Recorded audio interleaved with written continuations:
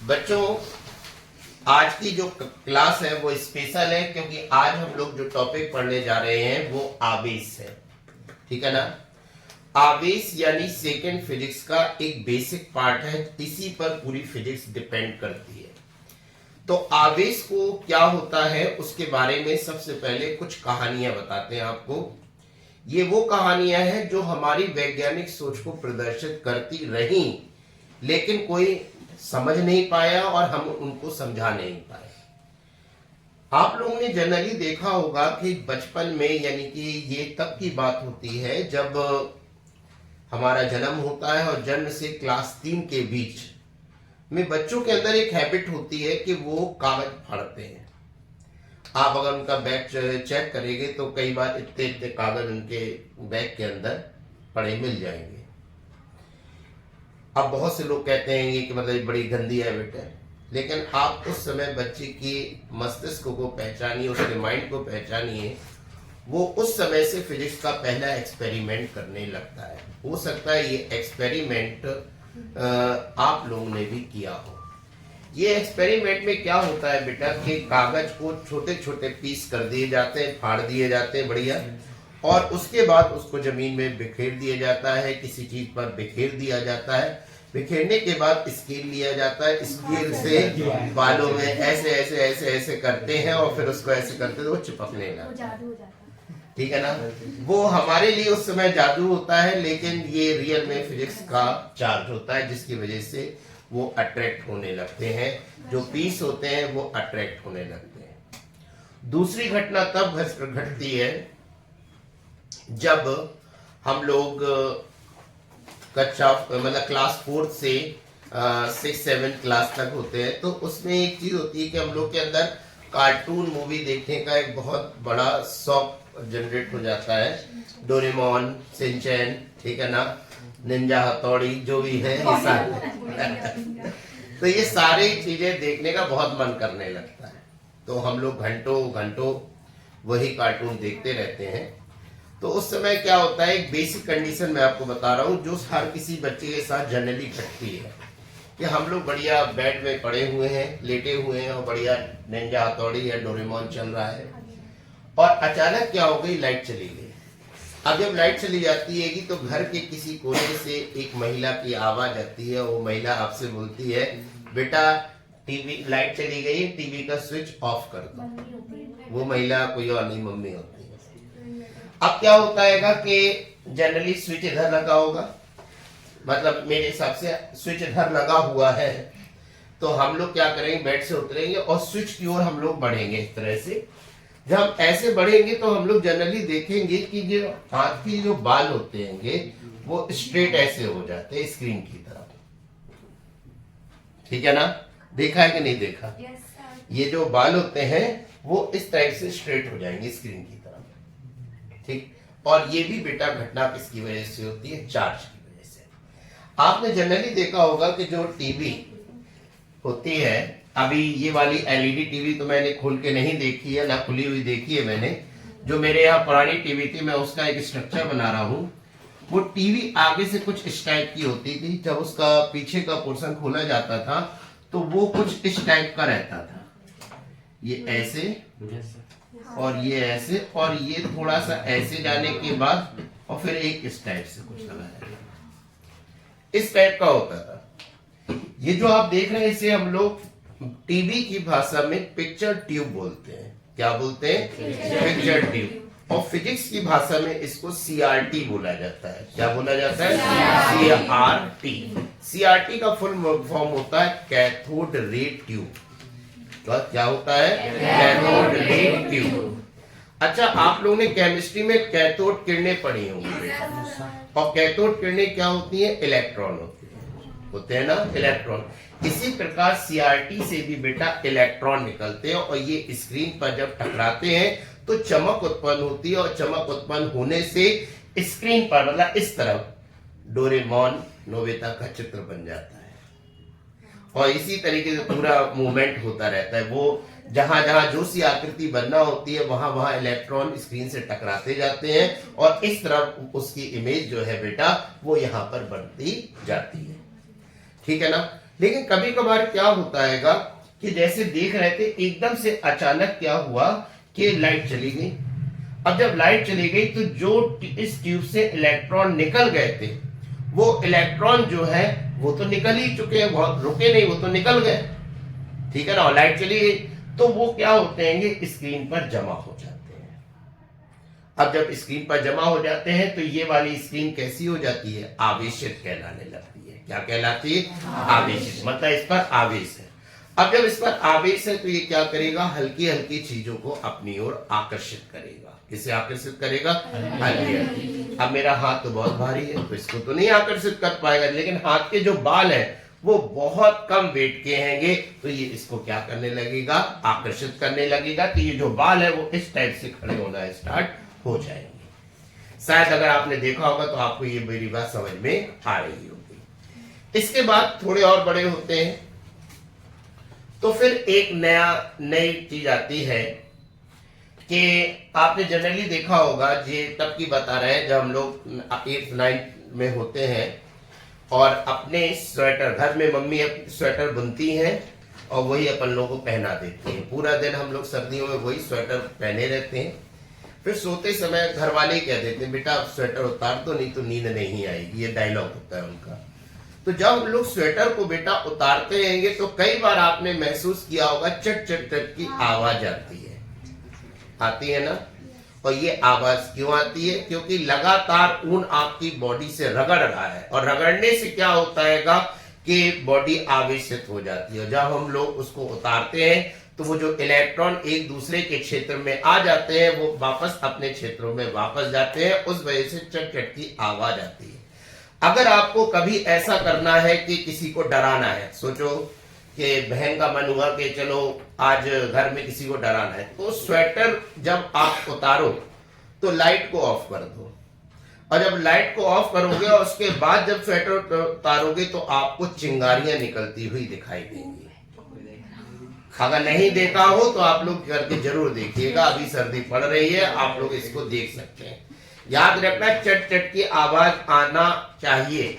अब पता चला कुछ कपड़े ऐसे होते हैं जिनमें चट की आवाज ही नहीं आ रही है तो फिर वो उसमें नहीं दिखाई देगा, लेकिन जिसमें चट चट की जो ऊनी प्योर यूनी वस्त्र होते हैं उनमें आती है बेटा। अब आगे बात चलती है कि जब हम 9 से 12 के बीच में होते हैं हमारी इज्जत बहुत बढ़ जाती है। जैसे क्लास की स्टार्टिंग होती है तो कुछ बच्चे आते हैं सम्मान पूर्वक, यार आना यार एक जादू दिखाते हैं आपको। तो वही ने कहा जादू, चलो ठीक है, जादू कौन नहीं देखना चाहता है। टीचर की कुर्सी पड़ी रहती है, कहते बैठ जाओ, हटा देते हैं ना, ठीक है, नहीं हटाते नहीं है, इसमें कुछ अलग है। हाँ, टीचर की कुर्सी लगती है उसमें बैठा देते हैं, एक कहीं से पूछे का कपड़ा ले आता है या कोई भी कपड़ा ले आता है और पीछे से कुर्सी को मारने लगता है।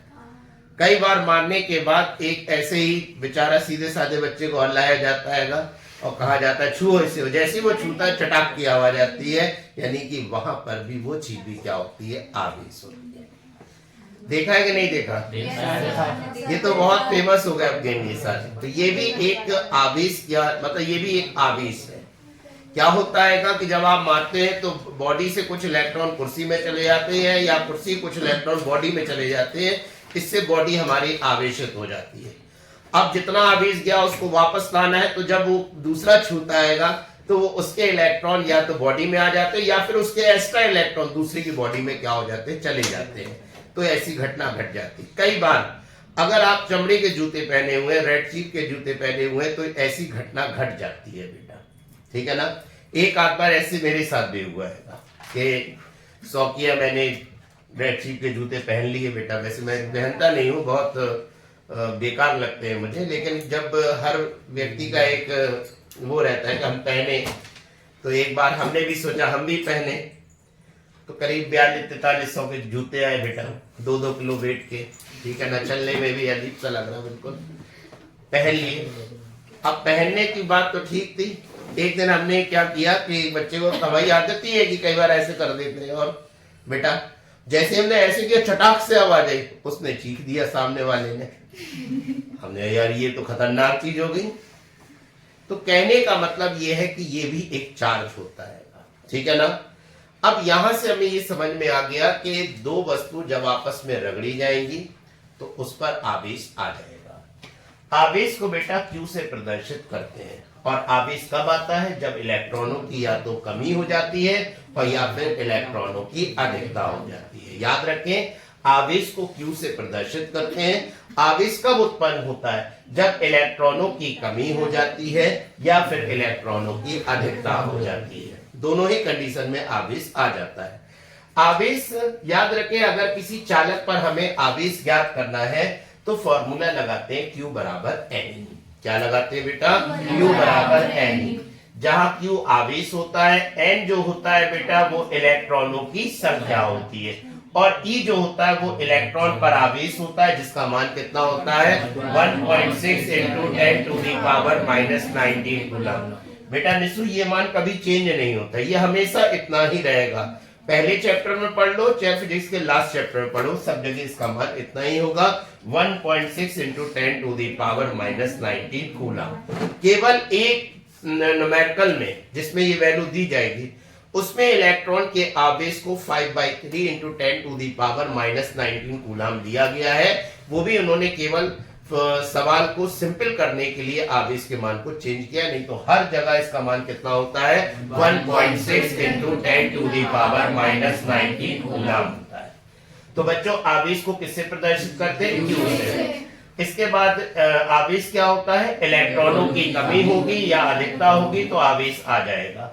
याद रखें, किसी चालक पर आवेश ज्ञात करना है तो Q बराबर N फॉर्मूला लगाते हैं। अगर किसी नाभिक पर आवेश निकालना है, ठीक है ना, किस पर निकालना है? नाभिक पर, तो फिर Q बराबर ZE का यूज करते हैं, और Z जो होता है यहाँ पर परमाणु क्रमांक होता है। अगर कभी आपसे पूछा जाए कि कार्बन परमाणु पर कितना आवेश होता है तो आप ये कहेंगे 0। कार्बन परमाणु पर आवेश पूछे तो 0, नाइट्रोजन परमाणु पर आवेश पूछे तो 0, ठीक है ना, हीलियम परमाणु पर आवेश पूछे तो 0, ठीक है ना। अब 0 क्यों होता है वो भी समझ लो।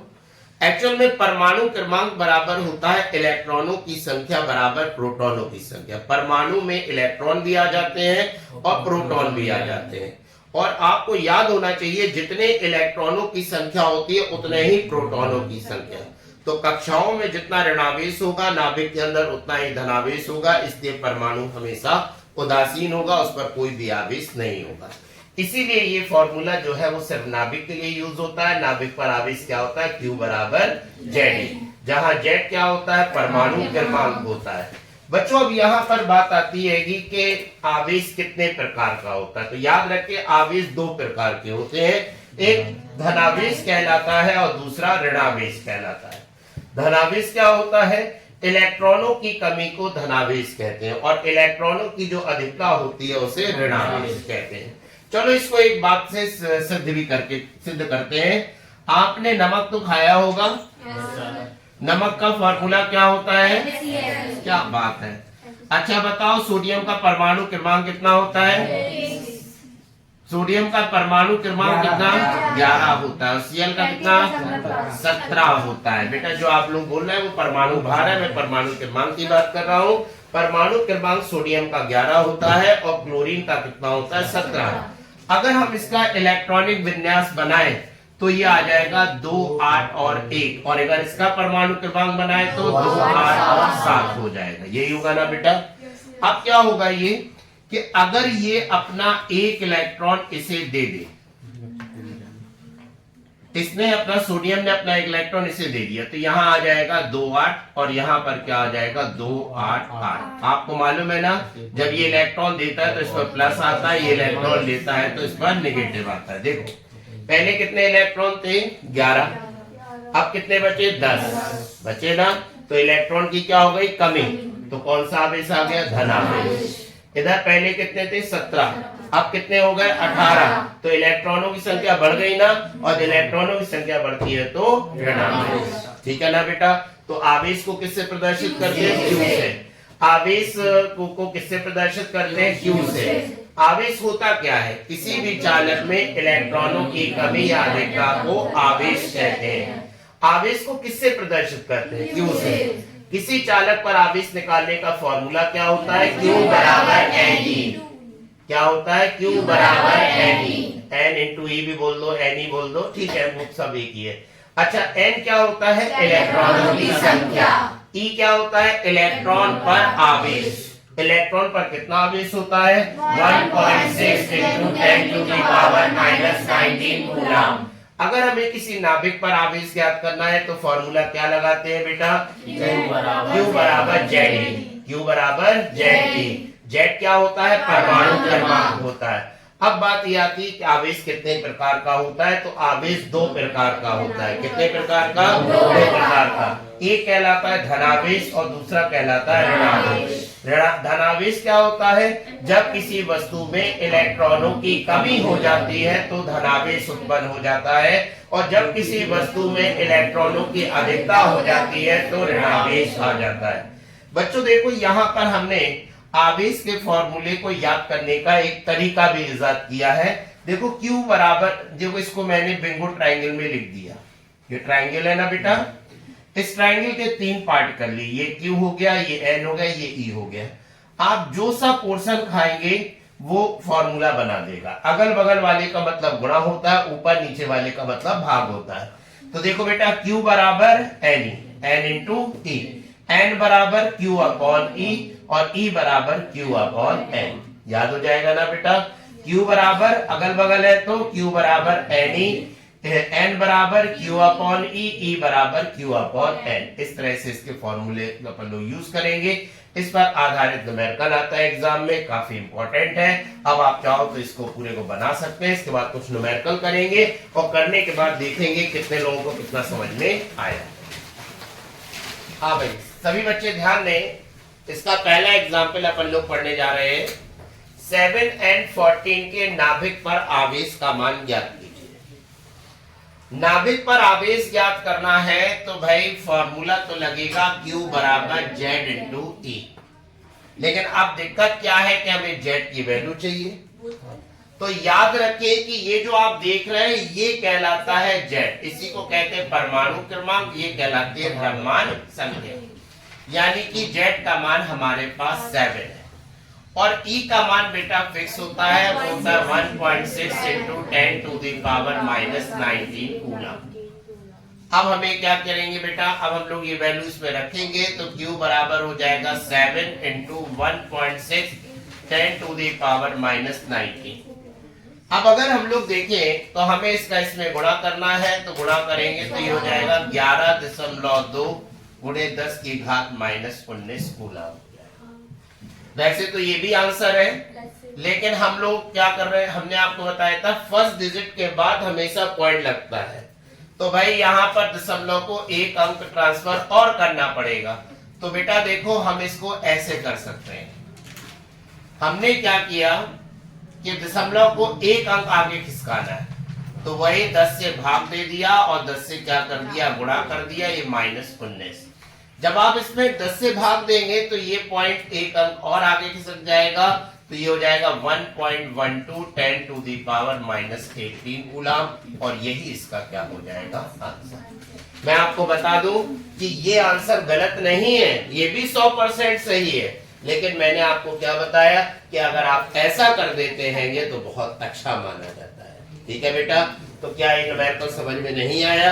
अगर नहीं आया है तो एक बार दोबारा समझ ले। सवाल ये था कि 7 and 14 के नाभिक पर आवेश की गणना करो। बेटा इसको निकालने का जो फॉर्मूला होता है वो Q बराबर ZE होता है। हमें सबसे पहले Z की वैल्यू चाहिए पड़ेगी। Z क्या होता है? परमाणु क्रमांक, और परमाणु क्रमांक कितना है यहाँ पर? 7 है। तो यानी Z की वैल्यू 7 हो गई, और E का मान बिल्कुल फिक्स होता है 1.6 10 to the power minus 19 coulomb. तो बेटा देखो ये E की वैल्यू हो गई। दोनों वैल्यू बेटा मैंने यहाँ पर क्या कर दी? रख दी है, और रखने के बाद सॉल्विंग की तो ये इसका आंसर आ गया है। मुझे पूरी उम्मीद है कि आप लोगों को समझ में आ गया होगा। ठीक है आदित्य? क्वेश्चन ये है कि एक कूलम आवेश में कितने इलेक्ट्रॉन होते हैं, ये हमें समझना है। पहली बात, कितने कितने शब्द मतलब संख्या, n की वैल्यू हमें ज्ञात करना है। एक के पीछे इसका मात्रक लगा हुआ है कूलम, और कूलम किसका मात्रक होता है? आवेश का, यानी Q का मान उसने हमें 1 कूलम दे दिया, और संख्या हमें क्या करनी है? ज्ञात करनी है। तो तो फॉर्मूला हमारे पास क्या होता है, Q बराबर NE, तो N इक्वल टू क्या हो जाएगा, Q अपॉन E। यहां से भी आप देख सकते हैं, किसी को जरा भी दिक्कत हो तो N बराबर क्या होता है, Q अपॉन E। अब अगर हम लोग देखें तो Q के प्लेस पर बेटा आ जाएगा 1 और E के प्लेस पर आ जाएगा 1.6 10 to the power minus 19। Minus के 19 को ऊपर लेके जाओ तो 10 की घात प्लस के 19 हो जाएगा और यहां हो जाएगा 1.6। ठीक है, क्या हम इसको ऐसे नहीं लिख सकते, देखो 10 गुणे 10 की घात 18 और ये 1.6 लिख सकते हैं 19 का, तो क्या कर दिया 10 गुणे 10 की घात 18। अगर आप इसे ऐड करेंगे तो पावर ऐड हो जाएगी, तो फिर से क्या हो जाएगी 19 हो जाएगी, है ना बेटा। अब सुनो, पॉइंट हटाया हमने, 0 बढ़ाया, जब आप इसका इसमें भाग देंगे तो आ जाएगा 6.25 इंटू 10 टू दी पावर 18। तो याद रखिए 1 कूलाम आवेश में इलेक्ट्रॉनों की संख्या कितनी होती है, 6.25 गुणे 10 की घात 18। कितनी होती है बेटा, 6.25 गुणे 10 की घात 18। ये न्यूमेरिकल जो है ये जनरली ड्राइव करके भी निकाल सकते हैं और अपन को याद हो तो याद किया हुआ भी डायरेक्ट लिख सकते हैं कि 1 कूलाम आवेश में इलेक्ट्रॉनों की जो संख्या होती है वो 6.25 इंटू 10 टू दी पावर 18 होती है। कर लेंगे ना इसको बहुत अच्छे से।